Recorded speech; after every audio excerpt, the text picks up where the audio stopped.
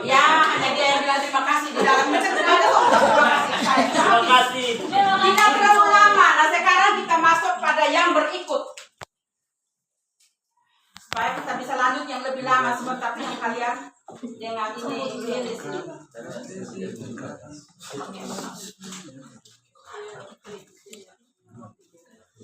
Bisa baca kan? Bisa. Tidak bisa? Ya. Tidak bisa pakai kacamata. Terus kecil. Bisa toh? Bisa. Oke.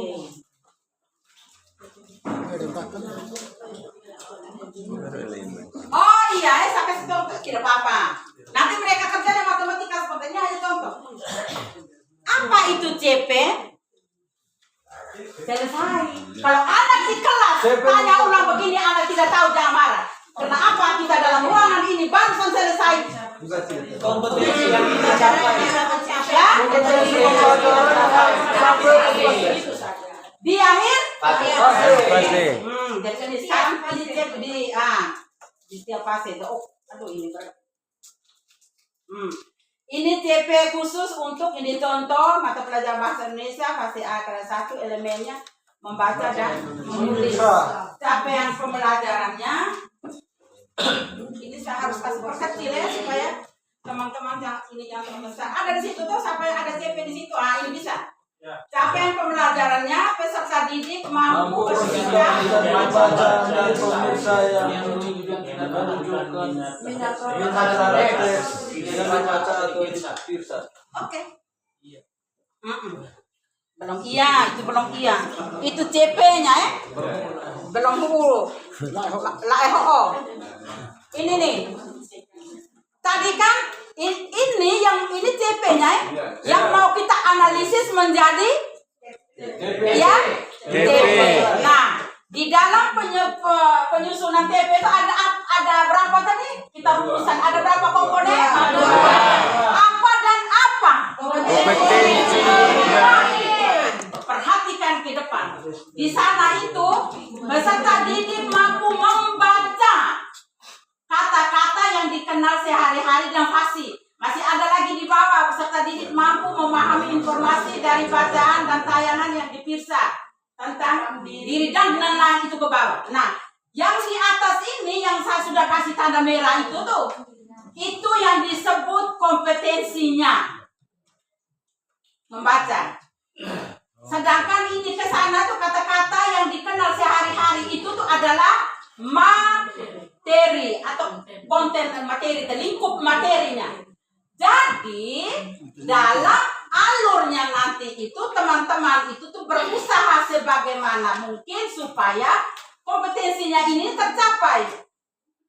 Tujuan akhirnya itu membaca, anak bisa membaca. Orang sudah ada semua di dalam, tinggal kita pandai-pandai untuk menganalisis CP itu menjadi sebuah tujuan pembelajaran. Bisa? Oke. Berarti ya bungkus. Nah, kalau bungkus misalnya ini, peserta didik mampu memaknai kosakata baru dan atau kosakata bahasa Indonesia serapan dari bahasa daerah dari teks yang dibaca atau tayangan yang dipisah dengan bantuan ilustrasi. Nah, mana dia punya kompetensi, mana dia punya lingkup materi. Satu orang angkat tangan. Jangan rame-rame nanti semua itu. Kalau tidak mau angkat tangan yang saya pegang dari belakang itu jangan kaget, itu dia yang mau diminta untuk mana kompetensinya, mana materinya.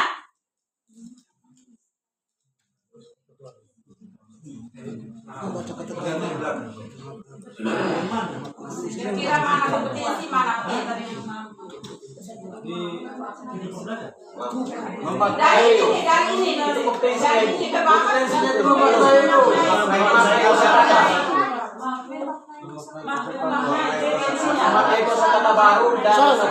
Materinya. Kompetensinya coba topi di dalam kelas masih pakai topi kan? Iya. Pengaruh panas tadi. Iya panas tapi kan. Mai, bagaimana? Bapak? Oke, kompetensinya itu memaknai kosakata baru dan atau kosakata bahasa Indonesia serapan. Sementara lingkup materinya bahasa daerah dari teks yang dibaca atau ditayangkan. Apa bedanya bahasa Indonesia dan bahasa daerah? Beda kan? Beda. Tapi dia bahasa kan? Iya, beda. Beda Kenapa bahasa. ada beda? Beda dia nih. Memang beda-beda dia punya penyampaian, pengucapannya, penulisannya. Tetapi dia semua orang bahasa. Iya kan? Ya, Nah. kompetensi itu memaknai ibu. Ya, kompetensinya hanya ini, Memaknai. memaknai. Sedangkan dari ini semua sampai di bawah ini itu dia materi, materi baik yang berkaitan dengan bahasa Indonesia serapan, juga bahasa daerah dari teks yang ditayangkan atau dibaca. Ilustrasi. Kompetensi itu tuh hanya satu kata yang sudah disediakan di dalam TP. Oke? Iya. Nah, dari ini ATP-nya itu apa? Ini orang sudah buat di sana nih. Ini hanya melalui saja. Alurnya tidak, yang ini sekarang yang ini bisa kan? Bisa. Karena mengapa saya tanya ulang-ulang? Karena sebentar teman-teman akan memilih satu CP sesuai tingkat kelasnya dan memilih satu TP untuk dibuat MA berdiferensiasi setelah ada penjelasan. Siap? Siap. Jangan sejauh-jauh pulang tidak bawa. Kami akan buat laporan sebagai apa? Bukti tindak lanjut kami itu untuk laporan ke provinsi maupun ke kabupaten, provinsi dan juga ke pusat.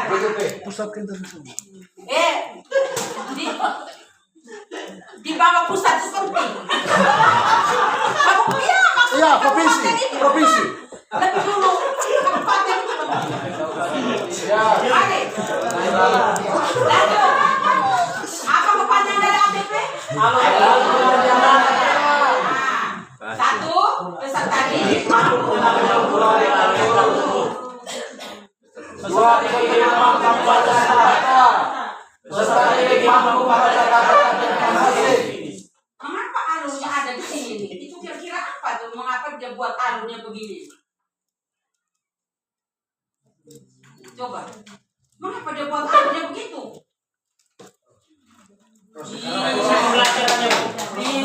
Mengapa dia buat alurnya begini?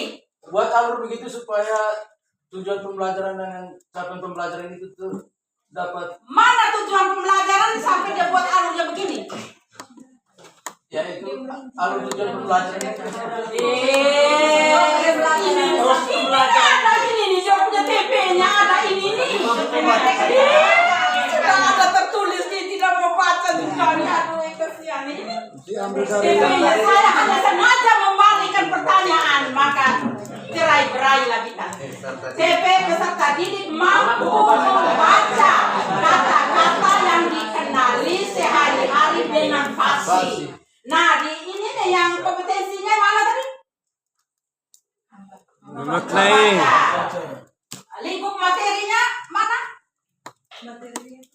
Lingkup materinya kata-kata yang dikenali sehari-hari dengan fasih. Nah, ATP salah satu kunci dari ATP itu alur. Alur untuk supaya ininya tercapai. Berarti kita harus mulai dari yang mudah ke yang sulit, dari yang konkret ke yang abstrak. Tapi anak kelas rendah tuh. Nah, sehingga untuk mencapai ini alurnya dia mulai yang ini dulu. Ya. Habis itu Baca sukata. habis itu Kata-kata. iya. Kalimat. Dia giring anak-anak tuh pelan-pelan. Ya. Yang ingat. Saya ya. Saya kamu ya. Jawabannya itu sangat konek. Mudah-mudahan. Nah, dari ini, dari TP terus kita sudah analisis ke TP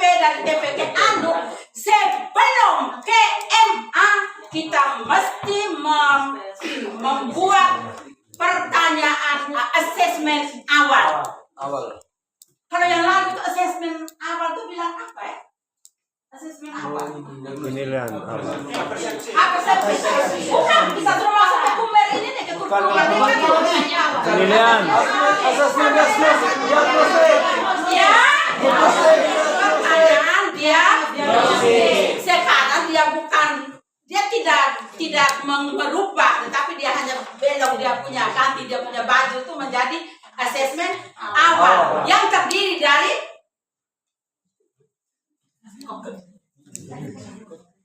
asesmen awal terdiri dari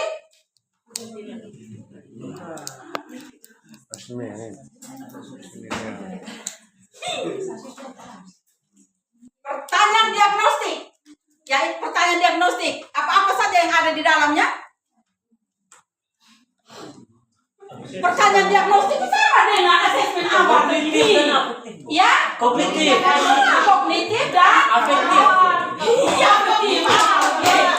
Kognitif dan non-kognitif. Kognitif itu yang berhubungan dengan Pengetahuan. non-kognitif, Sikap. sikap dan juga yang lain.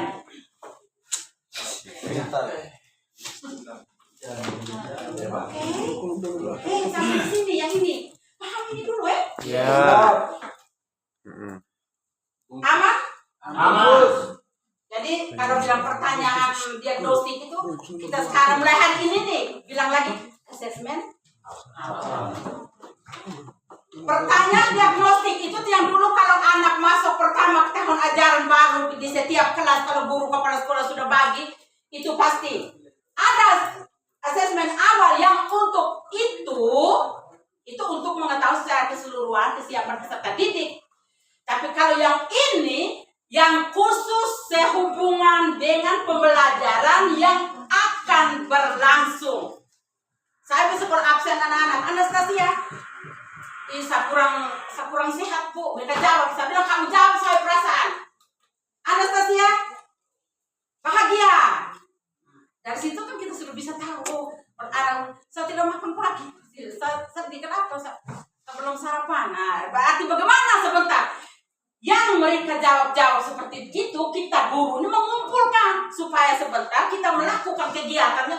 Jangan dia yang belum makan pagi ini kok kasih pertanyaan sampai 5 nomor, sedangkan yang ini hanya 1 nomor. Selesai dia mau jawab pertanyaan kok atau dia perutnya di dalam. Oke? Ya.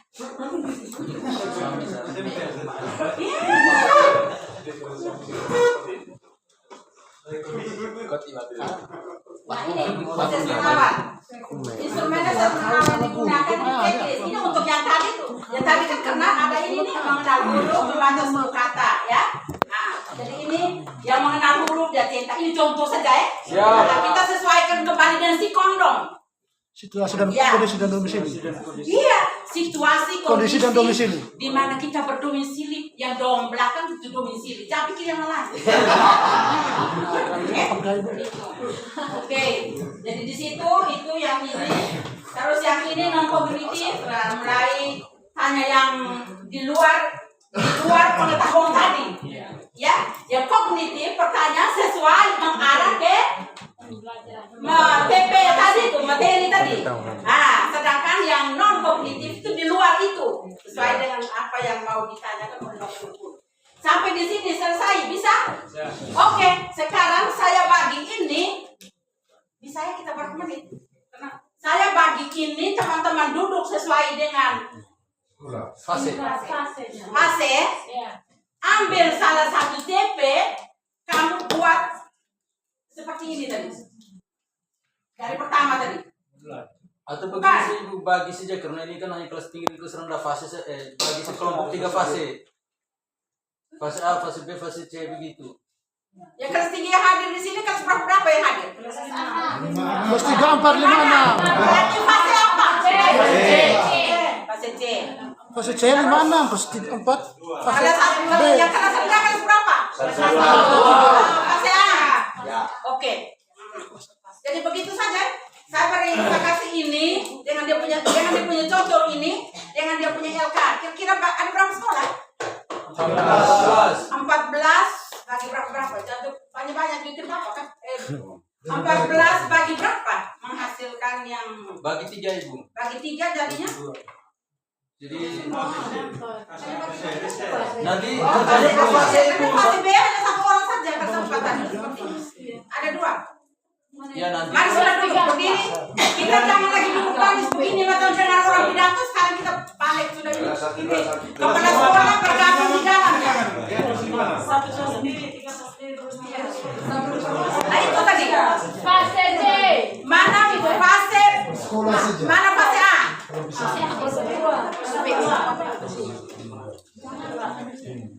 Jangan mereka minta ke sekolah saja. Jangan. Kalau fase sekolah Ini perjalanan kolaborasi Ibu, jadi bagi per fase saja. Oke.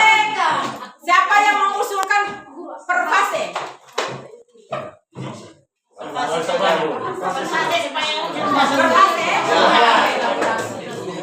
Berfase terpapar. Bangun. Sekarang yang fase A di sini, di sana.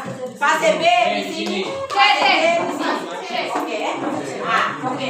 Bola panen sudah di situ bangun. Saya hitung sampai 3 sudah selesai. 1, 2, 3.